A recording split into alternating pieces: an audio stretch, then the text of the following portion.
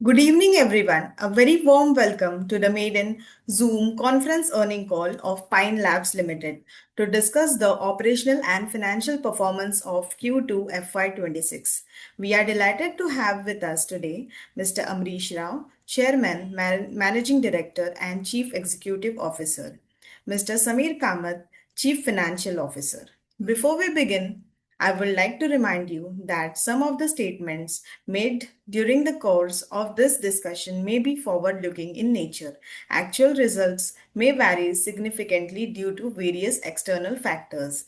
This Zoom conference call is intended solely for investors and analysts. If we have any members from the media or journalism community on the call, we request you to kindly log off from this session. We will be happy to connect with you separately if required. We will start the call with the management showcasing a few product demos, followed by an overview of the company's business, key operational development, and financial performance for the period under review. This will be followed by a Q&A session. With that, I will now like to invite Mr. Amrish Rao to commence the presentation. Over to you. Thank you, sir. Thank you very much. Thanks for attending our call today. One of the things that we are going to do a little bit differently is we are actually going to do a couple of product demos, just talking about some of the things that's been quote unquote cooking in the labs. We feel quite proud about some of the experiments and some of the products that we are working on. So we will first do two product demos, and then I will do a very quick overview of the business and how I'm looking at the opportunity in front of us. I'll then hand it over to Samir, who's here in the room with me, to just walk you through the financials. With that, what I'm going to request is I'm going to request my colleague to flash a demo. I'll give you a little bit of a background on this one. One of the things which is happening when it comes to online payments, more so globally than in India, is that consumers are finding it very difficult to remember the 16 digits, the CVV, the expiry number. Also, what we are getting to see is transmitting of data just by inputting it on somebody's web page instead of using card is generally less secure and was also more costly. So we've come up with a completely new online payments technology where we think you can use your card, touch it to your phone, and the payment transaction can be completed. This is on the consumer side. Let me show you a demo of what we built together. We've actually gone ahead and patented this technology. We are now trying to figure out how we could do a GTM for this, both globally and in India. Online shopping is fast and easy. One-tap orders, instant deliveries, everything happens within seconds, except the payment part.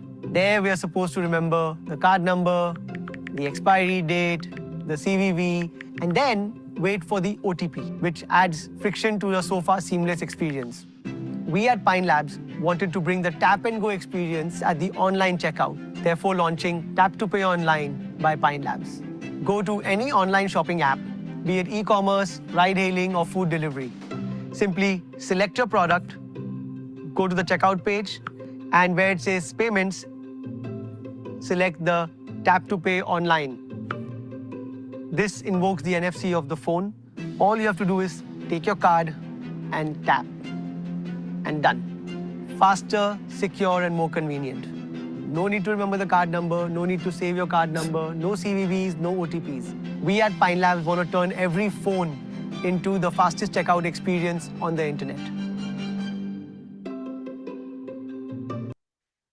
As I mentioned to you, we have got a patent for this one. Now we need to figure out what's the GTM. So this is some of the experiments that we are doing on the online payment side. I also want to talk about what we are doing on the prepaid side. Everybody thinks of us on the prepaid side as purely as a prepaid card, debit card, or gift card. But we do a lot of work on the wallet side where we actually end up storing money. One of the concepts that you would have seen around the world is also about how money is becoming programmable. So what we did was we said, how can we make our wallets programmable and deliver value through that? And this is a live example of what we are doing for Air India, where in the case of Air India, we manage the entire wallet for Air India, but we've also come up with very interesting use cases around it. I'm going to let one of my colleagues, Anand, explain to you what we have built for Air India. Thanks, Amrish. I hope my screen is visible. Amrish laid the ground here. Yes. I would say that you probably know us as the pioneers of gift cards and in India and globally with prepaid also being there. While that's being the case of it, I'm going to today talk about the programmable currency. What programmable currency really means is that a currency that can be used for very specific purposes. Now, stablecoins and CBDCs have been in the headlines for some time now, and they call the programmable money as a big part of their vocabulary. But what we have been doing successfully so for many, many years now is to use the same concept to bring up through the stored value constructs and the prepaid card constructs, the programmability of it. I'm going to show you quickly how Air India, in a very interesting way, use the prepaid constructs to solve their business problems through our abilities, right? So for this example, just a moment, assume that I am a US-based individual who frequents to India.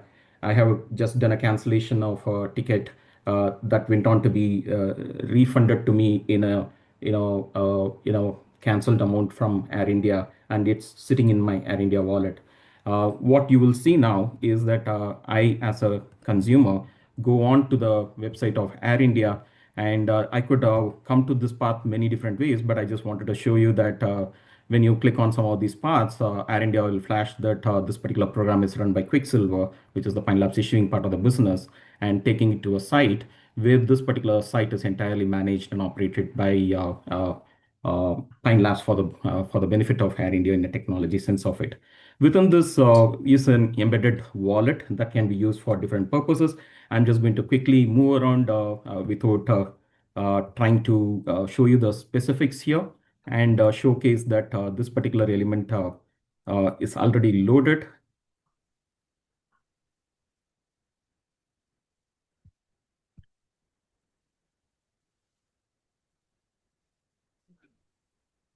I'm sorry, just hold on for a moment as I move the browser out. Yeah, let's say that I have already logged in and I have a logged in session in terms of what I can achieve.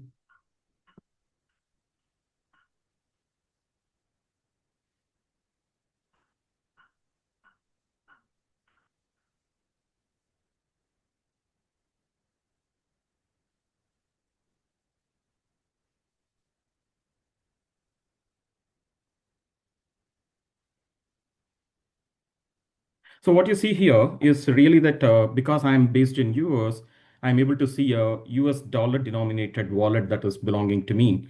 And that's the base currency that has been defined. And what it really means is that we have provided a product that is globally usable by Air India in this particular case. Now, what you will also get to see is that this is not a singular wallet. It has its own different ways and purposes of using this particular program for Air India. There could very well be different pockets, like one that is related to gift cards, where my friends and relatives have given me some gifts that I get to store here. There are compensation vouchers that are provided for some service that has not been provided satisfactorily, and there is a goodwill gesture of providing the currencies. And there are refunds and cancellations that have happened. Underneath each one of these things are different instruments. They themselves are an aggregation. So there are very, very granular ways that the program can be structured and run by the airlines. Quickly, I'll also demonstrate to the point of view to say that, let's say that in one of the trips that I made to India, I happen to have a refund that's kind of captured here as a 15,000 rupees worth of it. But remember that I'm a US based traveler, so I need to understand as to what exactly happened when this particular value comes into my base currency, which is the US dollars. What we provide for is an automatic conversion of foreign exchange here, ability to understand as different currencies into the same pocket. And this is a significant value, a significant benefit for Air India in structuring and delivering programs for the global consumers. Let me now quickly move on to the aspect of the interesting note of programmable currency that we spoke about. I'm getting into a refund scenario where some of these instruments have been issued to me. And here is the more interesting part of how the voucher program runs for airlines. What you could see is that this is a voucher issued, but very, very specifically meant for certain use cases, specific purposes. So this particular voucher has been constructed in a way that it can be used for only certain routes within which this can be applied. It is not possible to use in certain certain particular dates, which are called the black code dates, maybe for managing the peak seasons, and it's not transferable. The same person who traveled with the PNR number of certain number is the only person who can make use of this particular voucher. This kind of a construct of making use of very, very specific purpose-bound mechanisms are what makes these vouchers and currencies unique and allows the airlines to administer very powerful programs that are otherwise not possible with traditional systems. These conditionalities are also the ones that allow for very targeted promotions, revenue assurance programs, margin management programs on the same platform. So what you're getting to see here is really, in another way, an airline making use of a configurable element of our platform. The same platform that we have been able to use it as a very universal program and can achieve multiple use cases across various industries. For example, when a government, be it a central government or a state government, wants to give a direct benefit to a particular individual, that can be used only for a healthcare benefit. We could issue a currency which is programmatically managed in such a way that they get accepted only in health center locations. So now let me quickly move on to show how this particular voucher can be applied on the purchase path of the trip, which is my next trip. And I'm going to make use of a quick video to demonstrate, knowing that we are running out of time here, right? So I'm going to run the video and parallelly speak about it, if that's okay. So here you see that I have a card, a voucher issued, a refund. As we spoke about, there are specific dates within which we can apply it or not. I go to the main site, choose a Delhi San Francisco flight in the month of March, which that particular voucher that I happen to select had a black code date. So when I go on to now apply that particular mechanism in the payment path, I choose the wallet as my means of application. You will get to see that the voucher cannot be applied because of the black code period that has been done. This is a very instantaneous recognition by Pinelabs in terms of what is possible or not possible to be done. Now, if I change my mind and say like I want to travel in January, choose the same path which is outside the black code date, it gets applied and we can continue to work through in terms of whatever the value that is presented by the voucher. So what I really demonstrated here, I just want to quickly recollect, is to say that we offer our customers a full stack programmable currency platform. And this is usable across our issuing, processing, distribution, and solutions that we support. Every bit of conditionalities and a multi-currency mechanism that allows us to deliver a contextual commerce, be it for airlines, government, retailers, and any bit more. So as the world is today talking about stablecoins, CBDCs with programmable currency as the future, Pinelabs issuing, I want to mention that is already delivering to that context today in production for enterprises like Air India.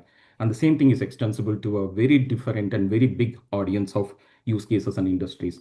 And that's us on the Pinelabs issuing side of it. Thank you. Back to you, Amrish. Thank you, Anand. Thank you, Anand. And great job on the timing. Guys, now moving on to the other part of the discussion, which is really the financials that we came up with. So we've got a formal deck, which is very similar to what we have sent out as our earnings report. So I would like to talk you through how our quarter has been. As you know, quarter two and quarter one are generally the softest quarter in the 4 quarters of the year.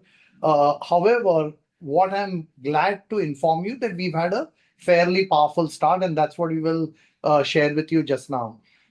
Just a few initial slides. I want to remind everybody what's our vision statement. We want to build the best commerce and fintech platform from Asia, but we want to build it for the globe. I also want to remind you that we are a fully diversified fintech platform operating in all areas from online, offline, using the digital payments infrastructure. We just saw what Anand explained about the issuing platforms and the opportunities on the issuing platform. But also in terms of revenues, we continue to be extremely diversified between merchants, banks and financial institutions, and also enterprises, corporates, and brands. Something which we did not talk enough about, and I wanted to take the opportunity to mention here.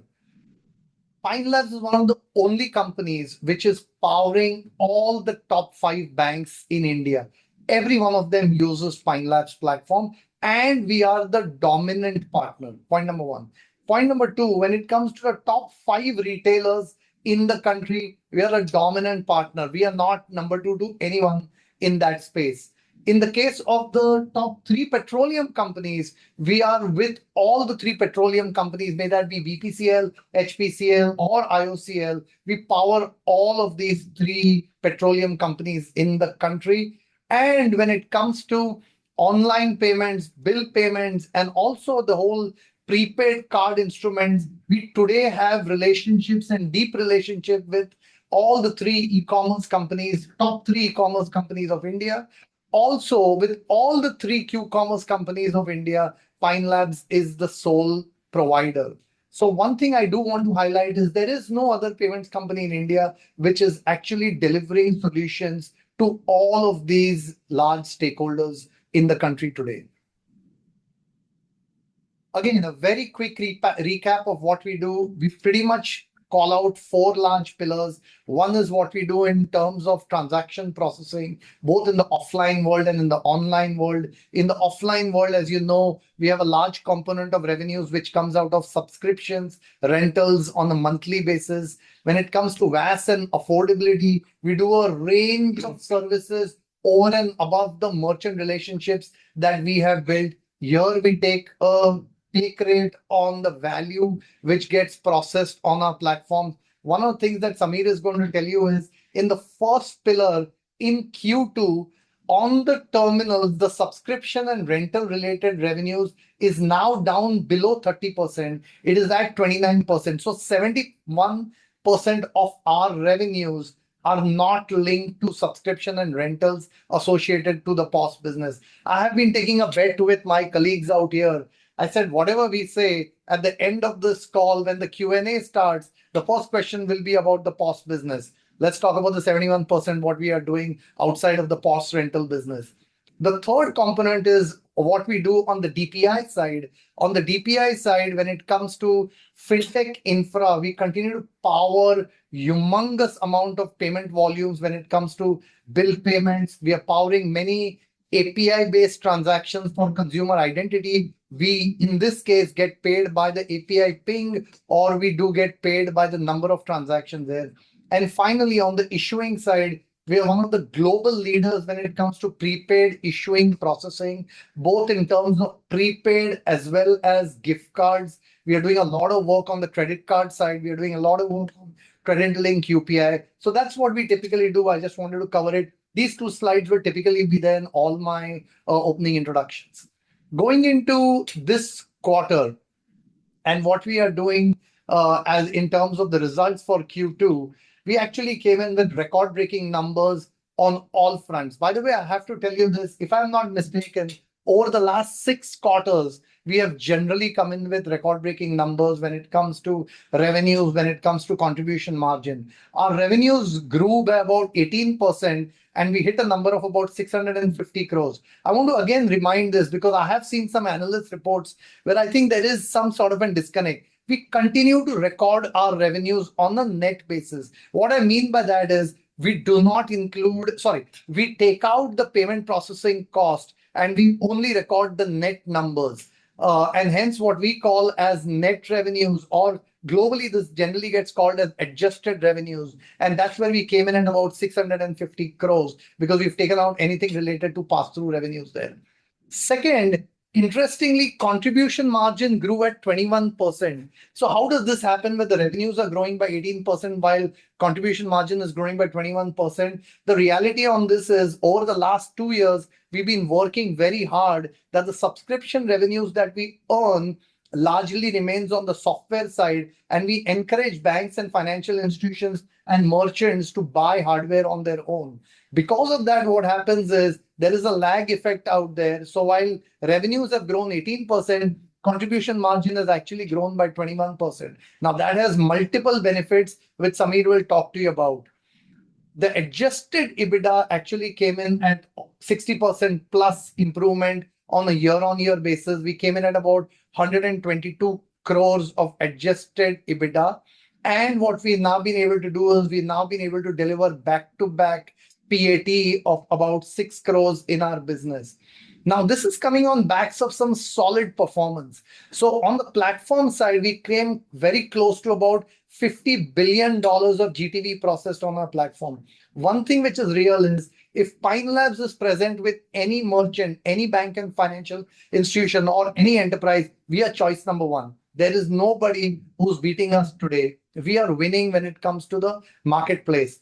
Even when it comes to a number of transactions, that was at about 1.9 billion. The total touch points reached about 1.9 million, and we've crossed the number of about 1 million merchants and corporates which are working with us. Net, very, very powerful execution in seasonally weak quarter. The H1 is now past us. As you know, in quarter one, we came in at about 121 crores of adjusted EBITDA, adjusted only for ESOPs. And in this quarter, we have come in at 122 crores. Now, the seasonally strong quarters of Q3 and Q4 are starting off. I'm really looking forward to how this Q3 and Q4 goes. With that, I'm going to hand it over to Samir for the next few slides. Thank you, Amrish, and thank you everyone for joining in. I'll take forward from what Amrish was saying. The 4 pillars that we have continue to deliver stellar growth of almost 18% for this quarter. As Amrish said, we're reiterating again, we report our revenues net, which means that all network charges and other processing fees, etc., are netted off from revenues. And that's translating into a very high contribution margin of close to about 77%. Coming to contribution, if you see that this quarter we have delivered a 21% year-on-year growth on the contribution side. And some of that is largely driven by our conscious strategy to build on certain high quality, high value tech-based revenues and slightly lower the take on the hardware sales that is a component of our top line. Overall, as Amrish said earlier, there is a seasonality element to our revenues. However, this quarter, despite being a non-seasonal quarter, we have reported a 9% growth over the peak of last year's full quarter, and also a 64% growth on a 2-year basis. Coming to some specifics, some of our new business initiatives like the issuing and the VAS side have delivered a 30% plus growth margin. And our international business, which is seeing a lot of traction, where we earn in dollars for almost every transaction that we do across Southeast Asia, Australia, UAE, and the US, continued its growth momentum, registering a year-on-year growth of close to about 30%. Again, reiterating, our POS-based revenues, which is driven by subscription, is about 29%, and 71% comes from SaaS and tech-based services. Coming to adjusted EBITDA. Our adjusted EBITDA grew at about 3.4x the growth rate of revenues, that is about 64% year-on-year, registering a margin expansion of 500 bips from about 14% a year back to 19% this quarter. In fact, even on an H1 basis, on a total basis, our adjusted EBITDA is about 50%. This expansion is led by a conscious strategy to improve our value-added tech-based businesses and drive productivity gains at scale. We do believe that these margins are sustainable and can expand as businesses build scale. Similar flow-through has happened at the PAT level as well, where we have delivered 2 quarters of consecutive positive PAT. The operating leverage has clearly visible, and this quarter we have reported a PAT of 6 crores, which against a loss of 32 crores reported a year back. Coming to some of the levers which have been driving operating leverage, over the years we have been able to demonstrate revenue growth without a significant increase in headcount or employee cost. This has been achieved through a conscious effort to drive productivity through use of AI and operational efficiencies. This is also now reflecting in our ratios, as employee cost as a percentage to top line has significantly come down to 37% for this quarter versus almost 50% 2 years back. Our overall headcount also has marginally increased by only 6%, which is at about 4,500 crores. Our tech, engineering, and product team is roughly about 1,000 people strong, and we do not expect any significant headcount increase as we scale our businesses across all the 4 pillars. Our operational team remains at the same headcount level, which is a validation of the operational efficiency that we're able to bring in. ESOPs is an important component of compensation for our employees. As we step into the public markets, we have taken a conscious call to align ESOP issuances to shareholder value creation, which also helps value for all shareholders, including the employee ESOP shareholders. The new ESOPs are now done at FMV versus deep discount that was done earlier, and that has translated into a lower P&L impact. The overall effects of this change is reflected in our P&L, where ESOPs cost as a percentage of revenue has come down to about 4% from 7% a year back. Depreciation, I think we continue to win exciting mandates on the asset-light businesses. Few examples to just reiterate this point. Emirates NBD, one of the largest banks in Dubai, has taken us as a tech platform provider for the acquiring merchant business across the entire Dubai, where we have zero capex deployment, but entirely a tech stack-led business growth. Similar arrangements are seen, for example, in GCash in Philippines and CIMB in Malaysia. One of the largest banks in India is working with us now on fully us providing a tech stack versus a POS plus a tech kind of initiative, which is making our business more and more asset light. As a consequence of all these conscious shifts, we have seen a significant reduction in the capex dependency of our business, which is also translated into a depreciation as a percentage of our revenues coming down from 12% of our top line to about 5% over the last few quarters. Going to the next slide. I think this is an interesting slide where we thought, how should one look at our business from an operating leverage perspective? With scale and build out of the tech-led high margin businesses across India and international markets, we are definitely going to see operating leverage play out. We have built this small matrix to give you a better understanding. For every incremental contribution of about 100 rupees, we are going to see almost about 50 to 57, and we are giving a range of that getting translated into adjusted EBITDA. That is because on incremental contribution, our incremental employee cost will only be about 30 to 35 to 38%, including employee cost, the tech cost, etc. And obviously the other infrastructure cost will be another about 9 to 12 bucks. And therefore, a very high number of 50 to 57 rupees for every incremental 100 rupees of contribution margin earned will flow through the adjusted EBITDA. Moving on to how it will translate to PBT. As I said earlier, the conscious strategy around the depreciation, capex, and ESOPs is also going to translate into a better flow through to PBT. A similar 4 to 6 translation will happen from adjusted EBITDA to PBT, and there'll be marginal savings across other expenses which are there, which means from the incremental contribution margin of 100 rupees, we can expect in a range of 45 to 45 rupees translating as a flow through to PBT. So as business builds operating leverage and scale, you'll see our profit and our EBITDA margins improve significantly from here on. Coming to some specific business related KPIs and how we look at how these are shaping up as we build into the quarters. Coming to the in-store business, Pinelabs is a market leader in the enterprise and the mid-market merchant segment who have very unique and complex need and require solutioning approach to build long-term sticky relationships. To give some examples, almost every hotel chain in India today trusts Pinelabs for its checkout experience, as we have built deep integrations into their portfolio management ERPs, which help them provide seamless checkout experience for their guests.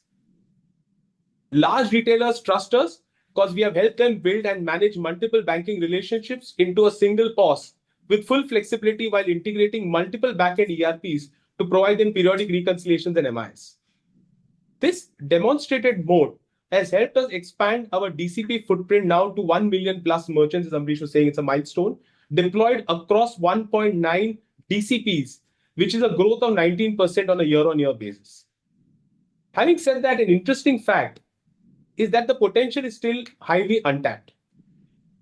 Only 1 out of the 4 DCPs today actually are active on value-added services and affordability, which means there's a huge potential within our existing network to kind of scale up these businesses on these, because the same DCPs are the DCPs on which these rails run. Having said that, the overall in-store business is about 29% of our top line.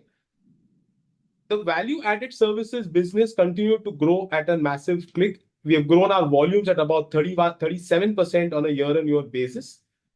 This quarterly momentum is driven by a unique position to bring together 400 brands and almost about 40 credit institutions to our affordability platform. While we continue to see strong growth across consumer durables and the mobile segment, we are also seeing meaningful growth across new categories like automobiles, furniture, fashion, healthcare, and wellness. We continue to keep innovating in this space, and in this quarter, we have launched new products like offers on UPI and EMI World Pro. Having said this, we are also significantly scaling up our online platform gateway.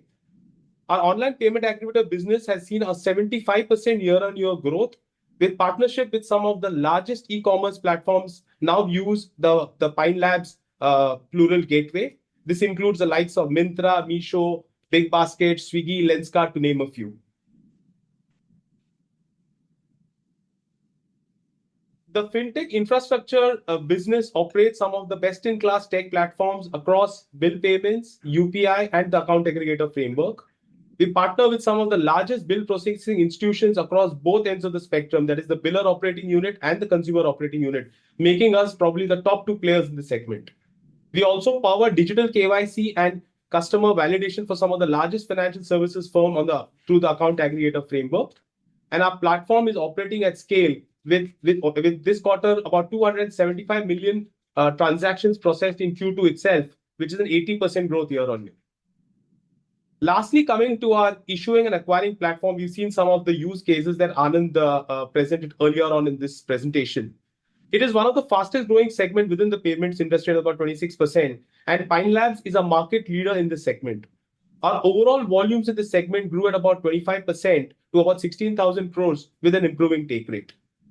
What differentiates Pinelabs in this segment is our ability to do deep integrations on workflows across multiple use cases of wallets, refunds, transit, and also partner brands and we are partnering with brands to also expand their distribution footprint. The India business within issuing grew at about 31%, powered by strong partnerships with top e-commerce companies and quick commerce companies in India. Our international business in this space also grew by about 35% year-on-year. We have built meaningful presence with key clients wins across Australia, say Woolworths in Australia, the Al Futtaim Group in the UAE, CapitaLand in Southeast Asia are some of the large wins that we've had, which are kind of fueling this growth. We've been able to establish strong use cases, and you've seen today Anand presented. Now, 18 airlines globally use Pinelab as their trusted partner for their wallet business. We have a proven track record of winning and successfully implementing programs across international markets, and we remain extremely optimistic on the size and scale of this opportunity. With this, I kind of come to an end to our formal part of the presentation. We open up the floor now to the moderator to invite questions, and we're happy to take them. Thank you, sir. We will now open the floor for question and answer session. Participants are requested to use the raise hand option, and we will take your question one by one. We will wait for a few minutes to the question queue to assemble.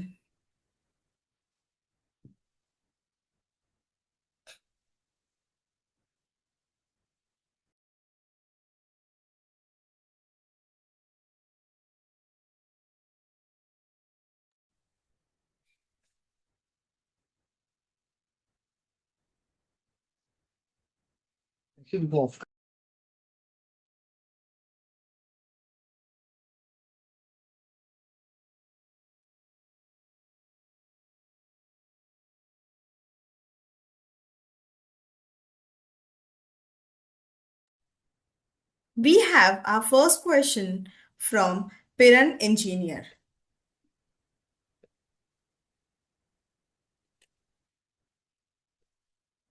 Go, Piran. Hi, Piran. Go ahead, please. Yeah, I'm unmuted now. Yeah, hi. Congrats on the quarter, another second quarter of profit, and thanks for this detailed PPT.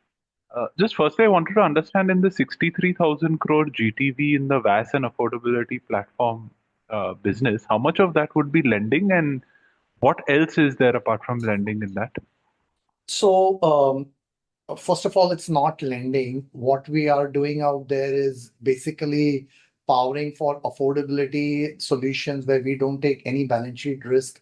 We actually power for other banks and financial institutions on our platforms.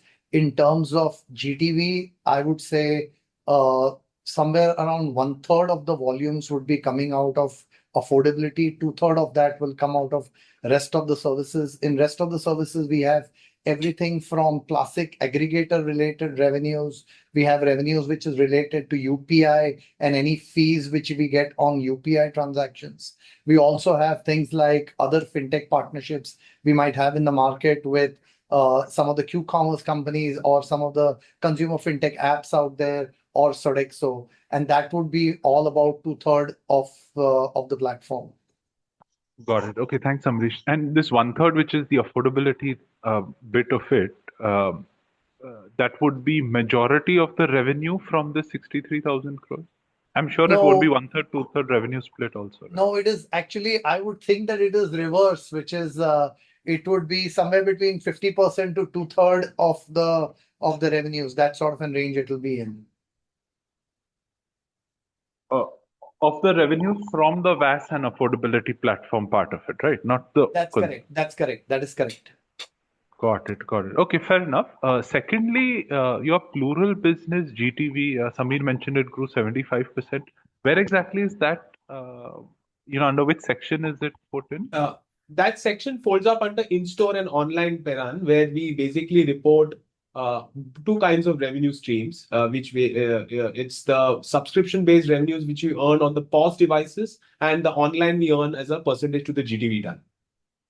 Got it. Got it. Okay. Okay. Fair enough. Yeah, that was it from my end. Thank you and wish you all the best. Thank you. Participants are requested to mention your name and organization before asking your question. Our next question is from Mr. Keyur Kumar.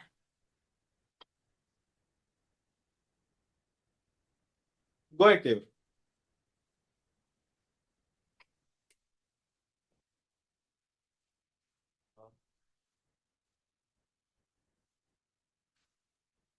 Keyur, you are unmuted. You can go ahead with your question.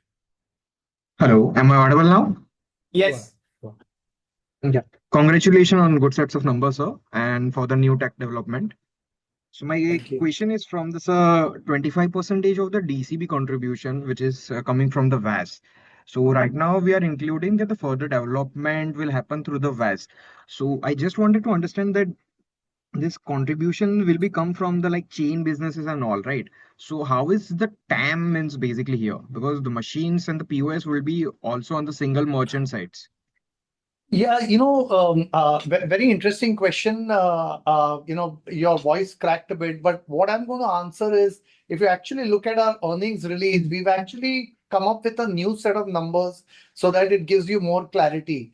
What it says is that out of the 1.9 million touch points that we have in the market today, about 24 to 25% of that has at least one of our services added on to those terminal platforms. So may that be as an aggregator or DCC or affordability or any of the consumer apps. So only 25% of our terminals today are contributing to the value-added services which exist in our business. And that's the opportunity for us. You would also see over the last 5 quarters, that number has moved from 21% of the total DCP base to now 25% of the total DCP base. Having said that, on the other hand, when it comes to transaction value and volumes, that has grown by almost 37%, while the number of DCP has only increased from 21 to 24% across the entire DCP base. It's been explained well in the earnings report that we have sent out. Okay. And another thing is, sir, like in our gifting, the issuing, the acquiring platform. So it should be like it comes with the new logos and means onboarding and all the thing, right? So if you can provide any quantitative number, like how is the per logo ticket size varying or means the coming from the revenue? We haven't shared that information right now, and we're not in a position to share that. Just in terms of an understanding on that one is, you could very well have a logo which could be a chain of 10 restaurants, but at the same time, you could also have a logo as big as something like a Misho, which is actually a client of ours. But you could have just two extremes of it, and the revenue expectation out of them could completely differ. And hence, we've not actually explained what is the per logo revenue for our issuing business. Okay, got it, sir. But can you share the like how many logos we have right now? I mean, you have a number to that one? I think we have multiple logos there. We must be having. I think it's about 650 is what I would say as the highlight. Don't hold me to that. I'll get you more information. Okay. And lastly, on the tech side you have developed, sir, the tap and pay. So I understood from the RHP and all that we were very aggressive for the payment gateway segments for our new vertical, right? And now your tech basically shift that vertical entirely if we compare with the other players, right? So first thing, because this is like a new tech, how you are developing the security side basically, because this feature unlocks very much of potentials for our business but also enables the security sides. So how you are developing that thing, and on more level you can explain about the GTM you are thinking right now for this tech. See, fundamentally, let's understand this piece that the technology required in the offline payments business is way more complex than what is required in the online payment side. As you know, over many, many years, we've invested into building out highly secure platforms when it comes to offline payments. When it comes to online payments, I would want to think that 90% of our technologies have been able to be reused on the online platform side. And hence, we think our platform is as rugged as the platform that we have in the offline world. In terms of security, we follow the best standards which has been laid out there by governing bodies in terms of security only, but also in terms of what the local bodies and the local regulators have asked for. As far as GTM is concerned, as Samir mentioned to you before, we have some great new logos already in place when it comes to online payments. We just announced some days back, Lenskart has already gone live with us on our platforms. Myntra is live with us. Cred is live.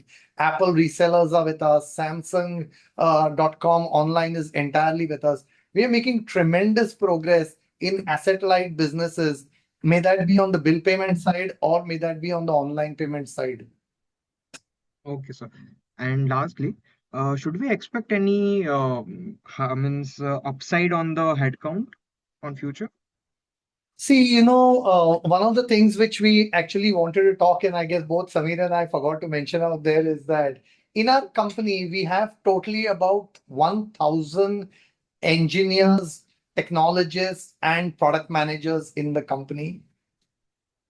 I don't know why I would require more than 1,000 people on the engineering and technology and product side. So, short answer on that one is the answer is no. The longer answer on that one is in the next quarter, we will actually talk about some of the AI related initiatives that the company has taken up. Today, we believe 18% of all code which is being written in Pinelabs has been developed using AI. We are bringing a lot of AI on our customer services side. We're bringing a lot of AI in terms of rewriting our legacy code on some of the platforms that we have out there. So the short answer is I don't think we are going to be requiring more headcount in our business. And that's the reason we wanted to very clearly show to you that for every rupee increase in the contribution margin, how will that flow through on the EBITDA and on the PAT side? Thank you, sir, and all the best for the future. Thank you. Thank you. Our next question is from Mr. Arjun.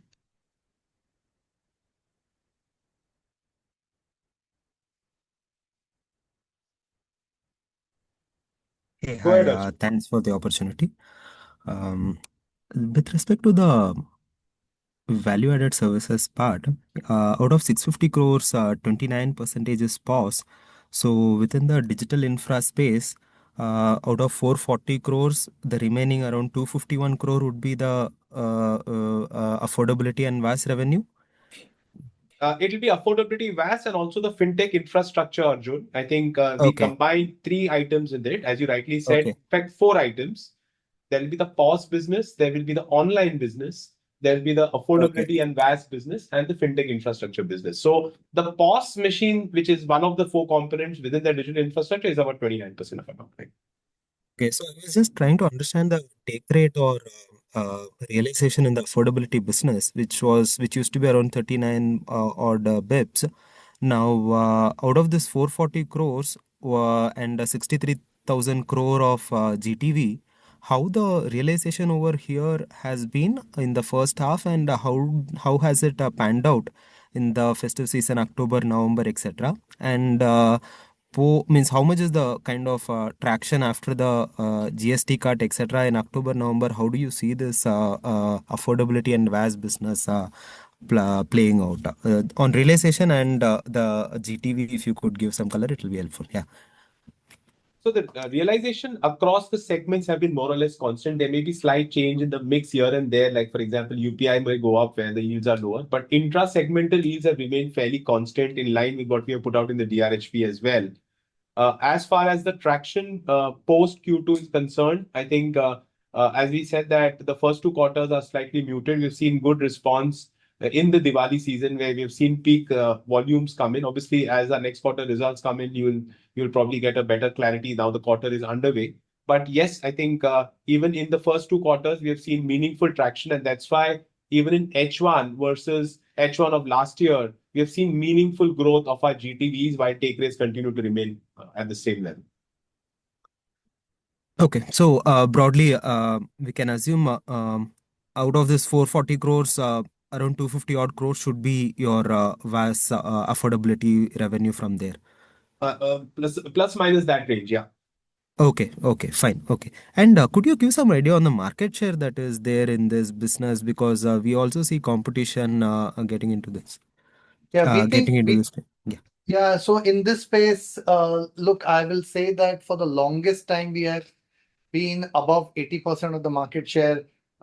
We just did a recent report on that internally, not ready to be shared externally. We continue to believe that we have about 80 to 85% of the market share in this space. Great, sure. Thanks, Amrish. Thanks, Samir. Thank you so much. Yeah. Thank you. Thank you, Arjun. Thank you. Participants are requested to mention your name and organization before asking your questions. Our next question is from Mr. Mitul Shah.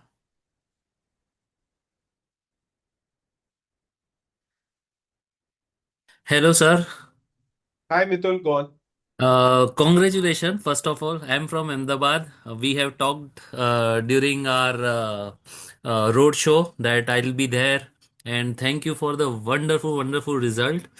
I'm so happy to see you on this call, and you told me that you will provide the best of the disclosure, and you did it. So you are the only company who have done the con call like this. So I'm really happy that I'm an investor as well as my fund is invested in yours. And second, I want to understand. My question is, QR based payment system in China and everywhere I go, the QR based payment system is taking over than the POS. Everywhere I'm going, I'm seeing that the trend. So how we so POS is our fairly large contribution. So when we are shifting or how we are coping up with that is my basic question. Mitul, I'll give you a very interesting fact, which again, I don't need to be disclosing out here, but I'll just share with you.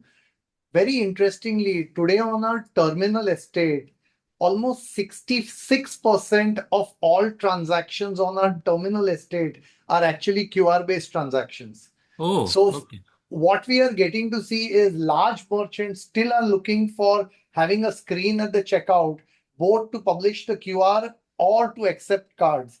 So in a very interesting manner, over the last 2 years, while you have seen the growth in our DCP on the business, our transaction mix has already changed where 66% or two-thirds of my transactions are today coming on the QR side.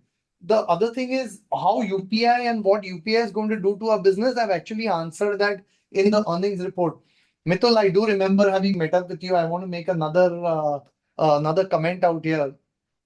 In the In my personal CEO letter, I've actually talked about my experience of some of the questions I received in Ahmedabad and Rajkot. So I have a look at my personal note also, which I sent out Yes, at the yes. end of the quarter. I'm so happy that you have remember all those questions and you have written it. I'm really Thank you. Thanks. happy. Thank you, Midul. We'll talk later. Yes, thank you. Thank you.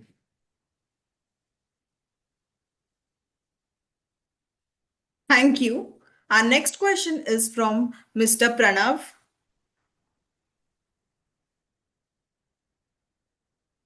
Hi, Pranav.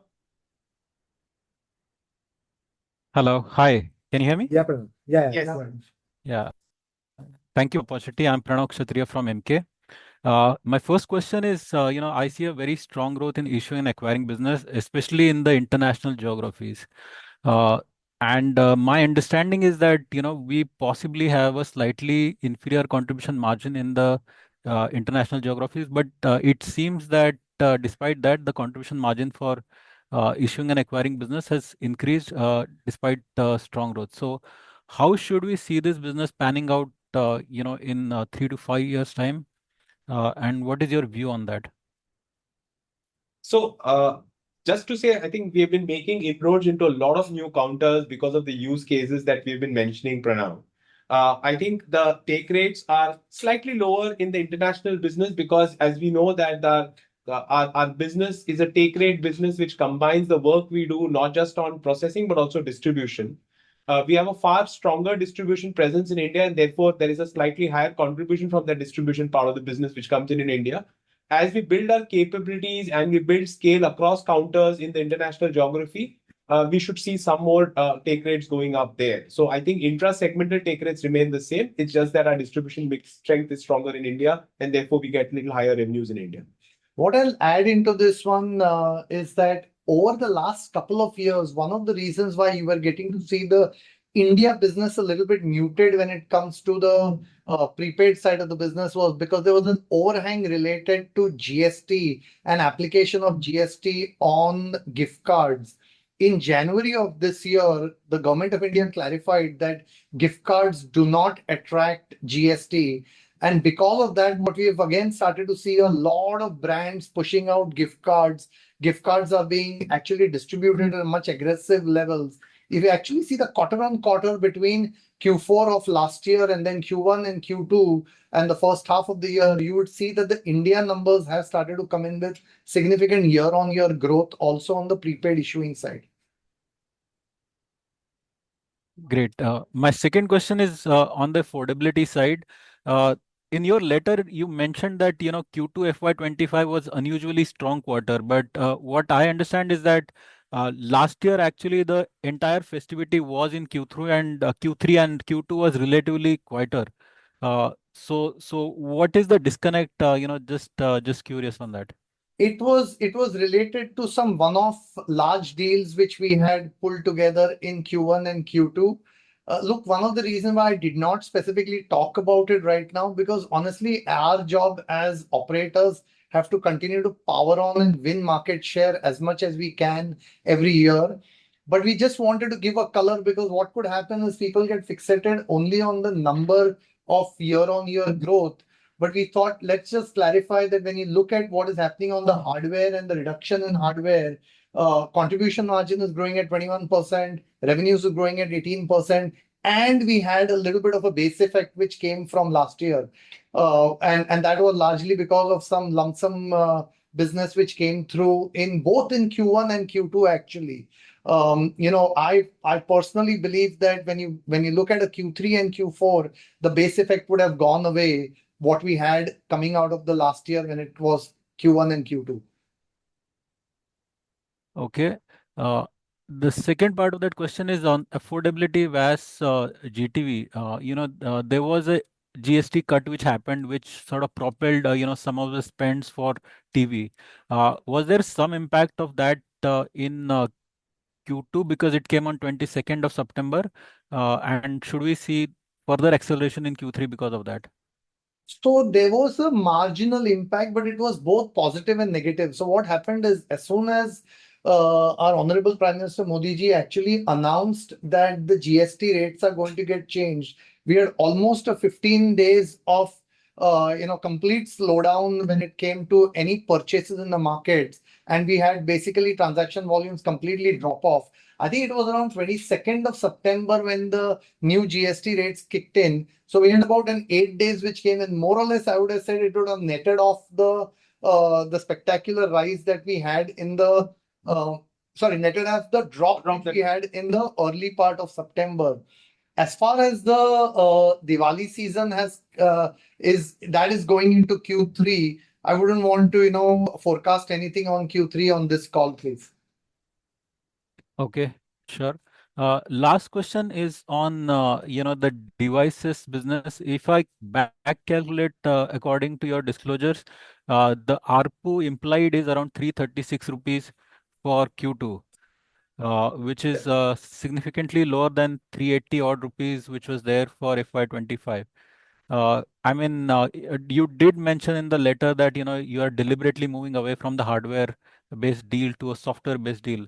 So how should we sort of see this panning out in coming years? While I let the CFO answer this one, I just want to give one headlines on that one and that is the reason why even though we have 29% of our revenues, we have the take rate actually dropping, our contribution margin has gone up because what we are getting to see is much more of software-led sales happening when it comes to subscription revenues. And while our take rate has gone down, our contribution margin has gone up. Something you want to... Yeah, I think Amrish, you covered it. So as I said, Pranav, fair observation, and that's the conscious call we are taking, where we are, we are taking care. We are basically headline revenues may look slightly muted because hardware is a bit lumpy, but it's a low margin business, and that lower take rate there has been compensated by the fact that our contribution margin has actually grown by 21% when revenues are about 18%, and that's a conscious part of our strategy. Fair enough. Thank you so much for the opportunity and all the best for the future. Thank you, Pranav. Thank you. Our next question is from Mr. Srinivasu.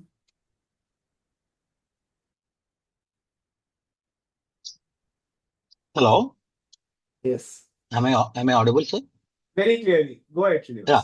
Yeah. First of all, congratulations for the great set of numbers and especially second consecutive PAT positive this quarter. My question is about the operating leverage. You guided that 50 to 57 rupees EBITDA for every 100 rupees contribution. So can you commit this for the next couple of quarters? This is I think as a business, Srinivas, so the reason we have given this guidance is because we've been demonstrating how our operating leverage is playing out. So if you see our top line has grown at about 22%. Our PAT adjusted EBITDA margins from 22 has moved up to about from 9% to about 19 to 20% already. And we have given the structural reasons why you're seeing this operating leverage play out.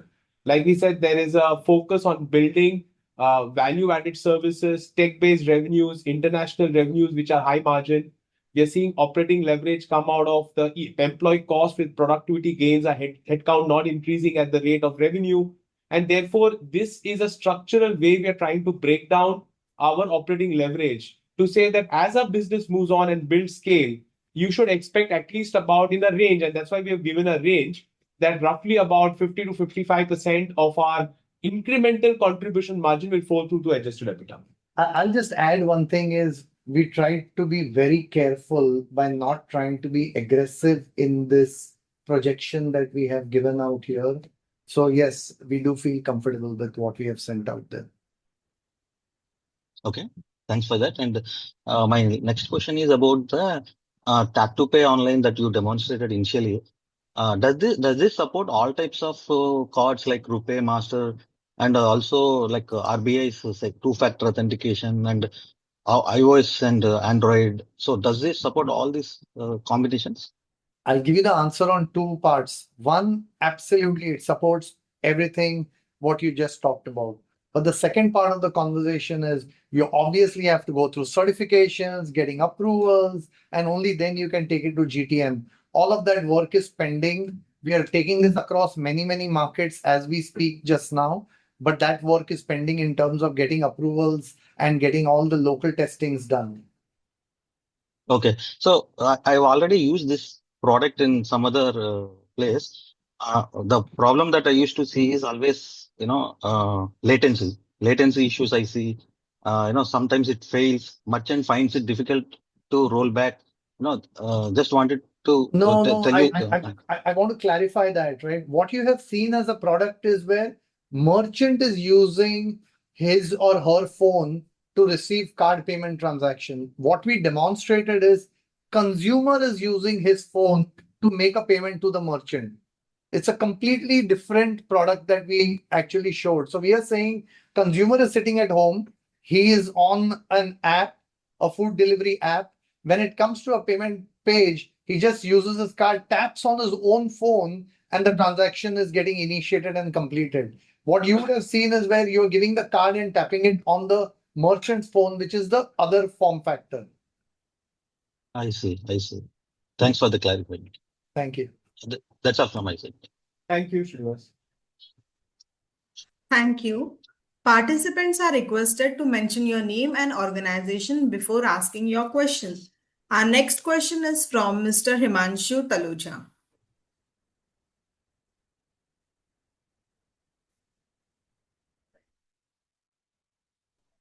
Hi, sir. Congratulations on a great set of the numbers and also a very good disclosures in the presentation. Just a one question at my end.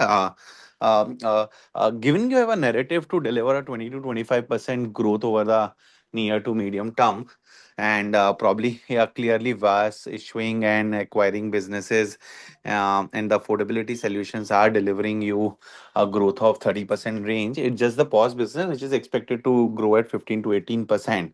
How will you build that narrative, or what expectations do you have around the POS business, device business? If you can just help us. Yeah, so I think, look, the way we look at our POS businesses, our POS touch point actually helps us monetize and build on the various rails of the value added and affordability business.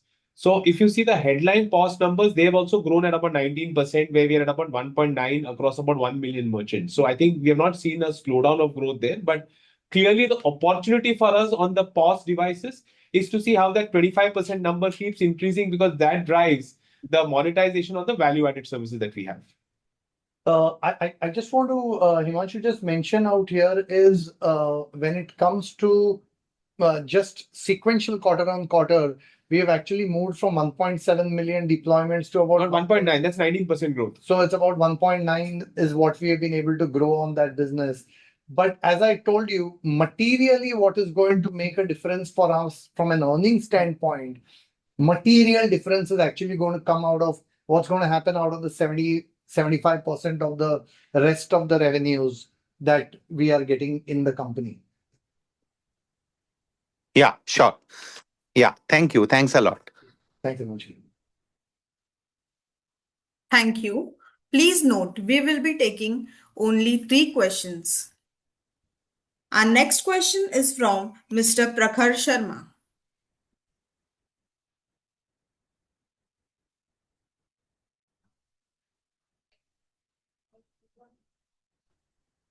Hi, am I audible now? Yes. Yeah.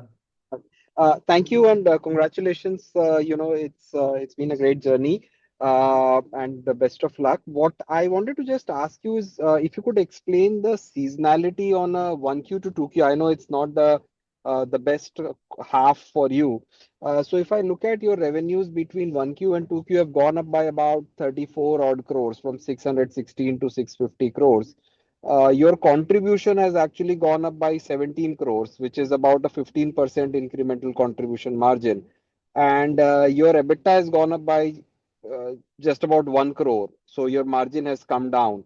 So if you could just explain what is this seasonality? I'm sorry I got into numbers, and maybe if you can just clarify. But Prakhar, I'm going to be completely transparent with you. What that seasonality is between Q1 and Q2. Remember, I've been in payments for 25 years. I can't tell you what's the seasonality between a Q1 and a Q2. In fact, I would say that there are enough and more years on which Q2 is generally weaker than Q1. and that's largely because that's the rain period across the country. I would say the seasonality in the payments and fintech business in general, I'll just bucket it into two parts. Q1 and Q2 would be weaker, and the stronger one would be a Q3 and Q4. मैं honestly बता नहीं सक रहा हूँ यार, but between Q1 and Q2, what will be the seasonality breakup, you know?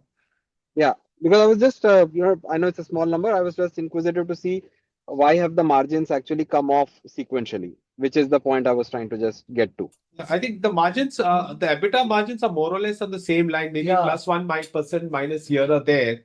I think some small numbers change there, but largely on a trajectory that we are, Prakhar, we are at a 19 to 20% adjusted EBITDA margin. Yeah, margin is very minuscule. I think less than 50 bps or 1% out there.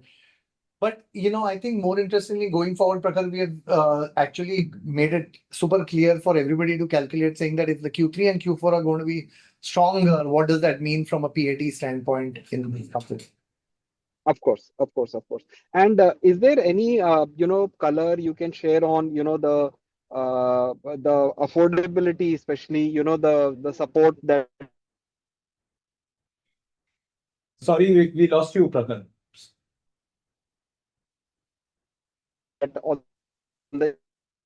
Prakhar, we couldn't hear you. We just heard affordability.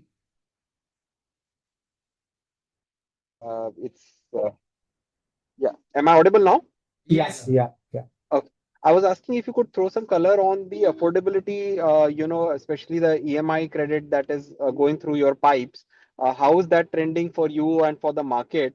And are you able to improve some sort of take rates on that side? If you could. So I think Sameer has already answered on that one. In terms of the overall transaction processing VAS and the affordability business, we believe that individual segments, the margins have remained same as what we had established earlier.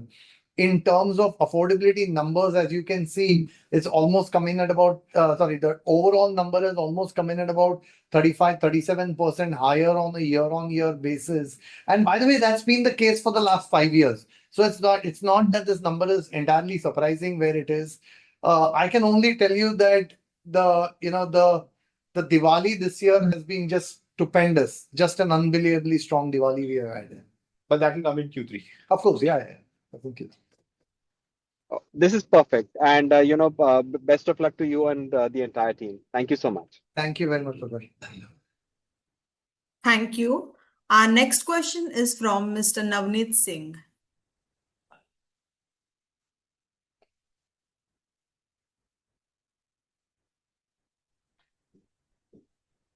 Thank you for the opportunity. My voice is audible. Yes, Navneet, go ahead, please. So I have a couple of questions. One question pertaining to IPO.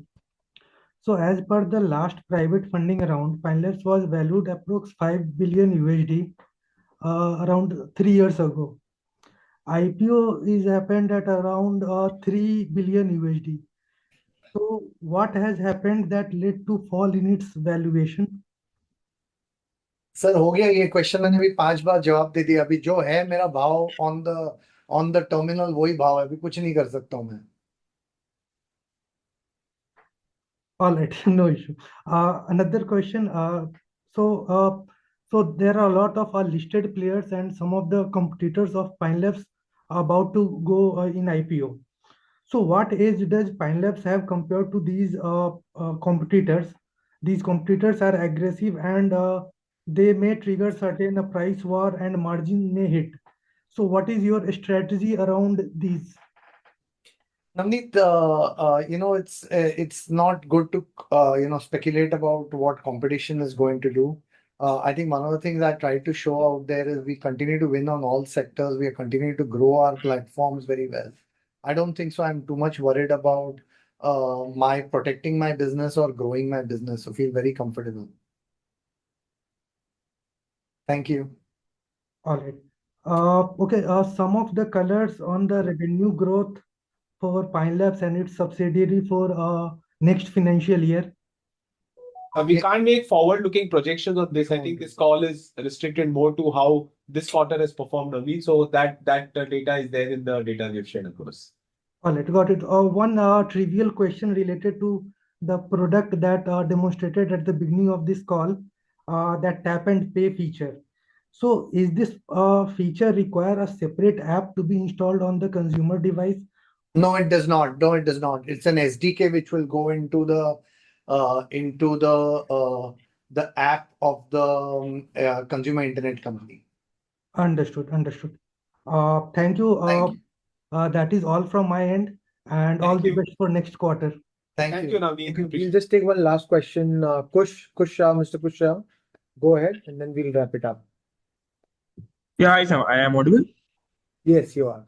Yes, so my congratulations for the good set of numbers. My first question would be, what would be the monthly fee for the POS device you charge? So as we have said earlier on the call by one of the conversations, it's in the range of about, it's a blended range of about 350 to about 380 rupees, and that range kind of splits depending on whether how much of hardware or component is there in it.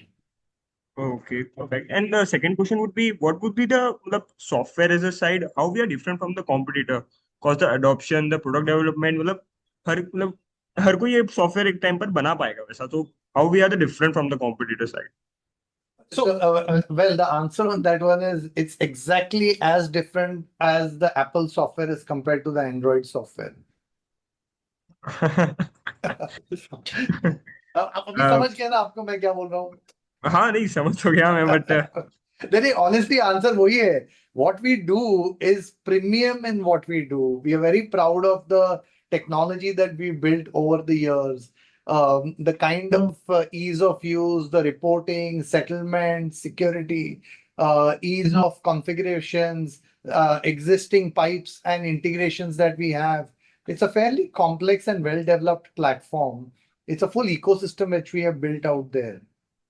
So TAM wise, how would be the TAM wise compared to the quick commerce or the travel platform? So we can gauge the market around this. As we've said on the call, each of the segments, top players are already our partners, Navneet. So basically, if you see the top three quick commerce companies work with us across some of our businesses, the top retailers work with us, the top banks work with us, top petroleum companies. So I think we are playing across an entire ecosystem of the payment space across merchants, brands, and enterprises. And I think our product stack, our DNA as a tech first of fintech, helps us kind of build deep integrations, create value-added services, and be relevant to them in their journey of growth. I think that is our economic, that's our moat which we've been able to live up to, and we've seen our business grow within that cohort. Okay, perfect. And the ESOP side, I want to ask a question: कि how much would be the expense that would be go further, the higher side पे? कितना और बढ़ सकता है ESOP? I think we have guided on our presentation on where we stand today. I think more or less we should be in the range of about 4 to 6% of top line and trending slightly downward as we go into the amortization of the existing ESOPs. Okay, so basically the consolidate ही होता रहेगा 4 से 6% के बीच में. Yeah, it will keep going down. Obviously, we have made some new issuances. That's why there is some upfronted it in Q1. But as a direction, you should see the ESOPs cost going down. Okay. And my last question would be the gifting side at Quicksilver. What would be the TAM of a gifting in India, so that we can gauge market size? Business So as I a think, business. so I think we had our partner, a technical partner, RedSeers, which has given a very detailed assessment of TAM of each of the segments, not just in India, but across the globe. I think in the especially the markets where you operate now, Navneet. So if you Kush, if you can look at those, then we'll be able to get a deeper sense on that. I think all of that is covered in our DRHP, which we put out just a few months back. RHP, which we put out a few months back. Okay, perfect. So perfect. Thank you so much. Thank you. Thank you very much. That's all I said. Thank you. Thank you.